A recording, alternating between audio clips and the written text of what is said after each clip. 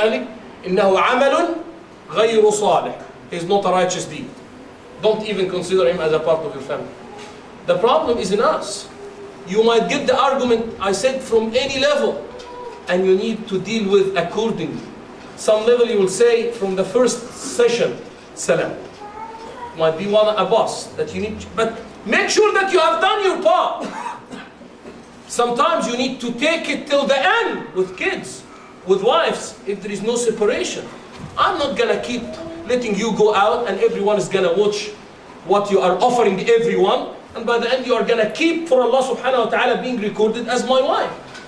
And instead of saying, because some kids and some wives, instead of being sadaqah jariyah, running charity, it's sayyi'ah jariyah, it's running wickedness.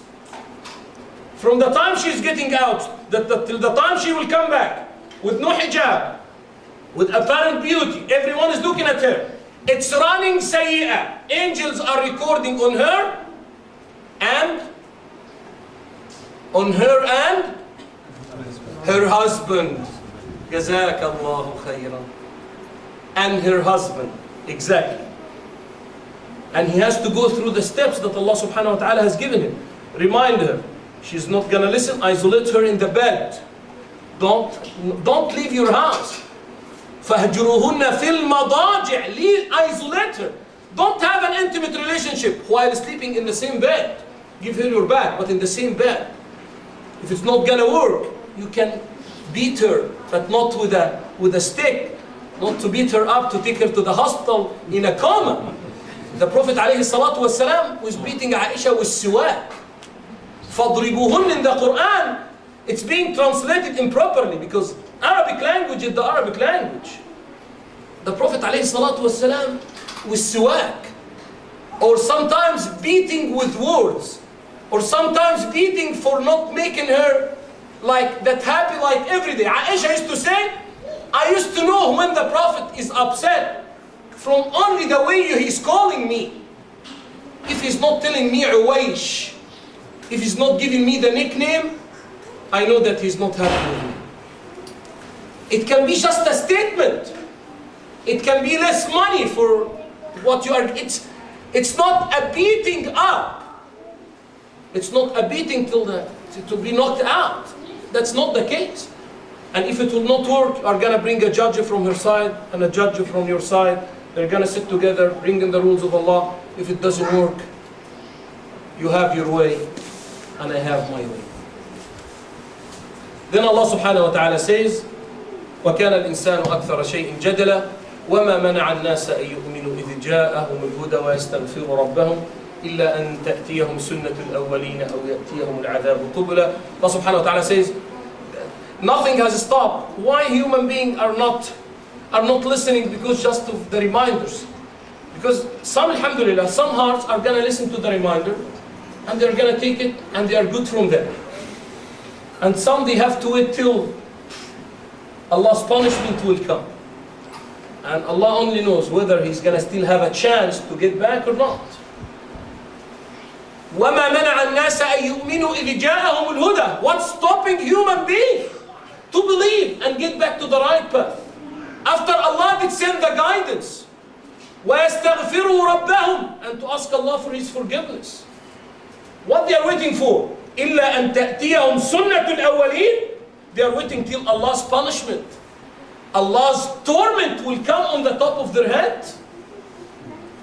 And usually, if somebody will deny the reminder, it's not, we cannot say it as a concept, but usually, whenever Allah subhanahu wa ta'ala will send the reminders, one after one, and all of them will be denied.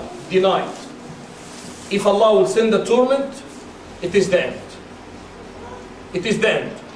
As Allah subhanahu wa ta'ala did with the people of Lut alayhi salam. Lut, your wife is there, take whomever you have and go. Don't even, what Allah said, don't even look behind. Don't say my wife. إِنَّهَا مِنَ الْغَابِرِينَ. In many locations in the Quran the same way. She will be punished a part of them. Let her stay there. And whenever Allah will bring it, it is the end. No! You have 7 guys? In 950 years, 7 believers in 950 years of da'wah. That's not the total number of his age. Nuh did stay 950 in da'wah. And the final product, the final result is 7. Those who were in the ship from the human being in the ship of Noah were 7. In 950 years. He has seen generations after generation after generation, and everyone from the parents on his deathbed is giving his will, his wasiyah to his kids. Be sure that you will continue the kufr with Nuh from generation after generation after generation. And when Allah subhanahu wa ta'ala, Nuh, by the way, he has never stopped. He has never felt either bored or disappointed or depressed. He would have continued the same way. The only time he has stopped and made dua against them, when Allah subhanahu wa ta'ala told him, Nuh, I know exactly what you did in 950 years. No one is going to believe amongst that group with you anymore. لا يؤمن معك. Nothing, no one will be believing more than what you have. At that time, Noah has realized that da'wah is already with those guys have been closed. And at that time, he made the dua that Allah subhanahu wa ta'ala has given it only to Noah. رَبِّ لَا تَذَرْ عَلَى الْأَرْضِ مِنَ الْكَافِرِينَ دَيَّارًا. Ya Allah, don't leave any one of those disbelievers on the earth anymore. Why? إِنَّكَ إِن تَذَرْهُمْ يُضِلُّ عِبَادَكَ وَلَا يَلِدُوا إِلَّا فَاجِرًا كَفَّارًا. If you will let them stay, they are going to keep doing the same. They are going to misguide others. Not only that, they are going to keep bringing generations after generations and enjoying them to be kafir. Because Allah told him, Nuh, the 7 you have, it is what it is. At the time, that is the reason we can, but the reality, no one has that grant against the kuffar or against the oppressors. We are asking Allah subhanahu wa ta'ala first, because we don't have that revelation from Allah, to guide them. And we are saying, Ya Allah, if not, take them over. Man has never done it till Allah told him, Noah. The first option is not there. Guidance is not there anymore. Forgiveness is not there anymore. He said, Ya Allah, that means earth should not stay being corrupted more and more. I have been doing that effort, hopefully one can accept, even in 1,000 years. As Muhammad alayhi salatu wasalam did. When the angels of the 2 mountains have come, Muhammad, give us the instruction, and we will collapse the mountains on them. The people of Taif and the people of Mecca. And Muhammad said, what? Da'ahum, leave them. May Allah bring amongst them one person later on saying, La ilaha illallah. Did it happen? It was Khalid ibn al-Walid, the son of al-Walid. It's Amr ibn al-As, the son of al-As. Is it correct? It's Ikrimah ibn Abi Jahl, the son of Abu Jahl. Leave them. May Allah bring from their generations whomever will say, La ilaha illallah. And it happened. Allah is telling them, why are you not listening? Are you waiting for that last minute? When the earthquake will come? When a tsunami will come? When just hurricanes are coming? What you are waiting for? It's a reminder. إِلَّا أَن تَأْتِيَهُمْ سُنَّةُ الْأَوَّلِينَ أَوْ يَأْتِيَهُمُ الْعَذَابُ قُبُلًا. They are waiting till Allah's sign or Allah's punishment or Allah's torment is coming in front of them. They need to understand, if that will happen at that time, it doesn't work. The same way the son of Noah tried. Oh, I'm going to step on one of the mountain and I'm going to be saved. What Allah says. La asim. Today, you are ignorant. If Allah made it, Allah has given you chances one after one, over and over, and you have not picked up any one of them. Right now, don't tell me anything even will protect you. Everything is under the control of Allah, including that mountain that you are talking about. That whole mountain will be already under the flood. It's gone. It's gone.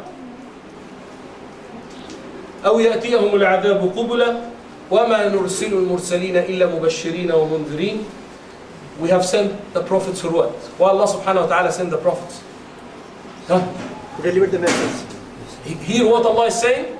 مُبَشِّرِينَ وَمُنذِرِينَ, giving glad tidings and warnings.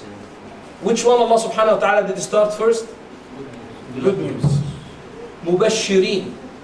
Prophets have never come to scare. Hudud, those who have been talking about Sharia. Islam is man. Islam is a tough religion. Islam is cutting hands. Islam is stoning till death. You are missing the whole point. You are missing the whole point. Can you tell me, Mr. X or Mr. Y, what you have done for Islam to cut your hand? You want a corrupted environment?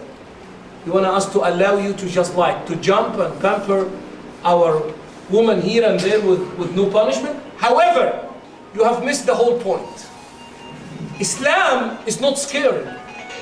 The last, just memorize that statement. Hudud. We know hudud? The limits. The punishment in the Islamic rules. Remember it and keep saying it the same to whomever you are going to meet with. Hudud is the last page in the book. What does it mean? Islam, for example, just if we are going to start the Islamic rules in any country, if Allah subhanahu wa ta'ala, because Islam will be coming inshallah, and it will be clear Islamic rules. Do you think that with the situation we have naked woman and we have beach, we have bikini, we have tikini, we have mikini, just whatever the names is, we have, and from today you are going to stay, from tomorrow Islamic rules will be applied. Fine. Do you think we have, for example, 400 women and just like, whatever the situation is, do you think from the early morning we have made that rule and we have made it as an announcement in the newspaper and used to see some guys kissing one another here on the street because that's fun? And if you are not doing that, you are not that modern guy. Is it true? Now there is no even shying. Just we have seen it in some countries. It's not even the word on the street is easy. It's not even on the street. It's in the bus. It's in the plane. Is it correct? For them, and they are looking at you. We are the crazy, not them. That's the way they are thinking. To the extent, to any level. Is it true? Do you think that those guys are gonna be stoned, or those guys are, because that's a part of the punishment. From the next day, it doesn't work.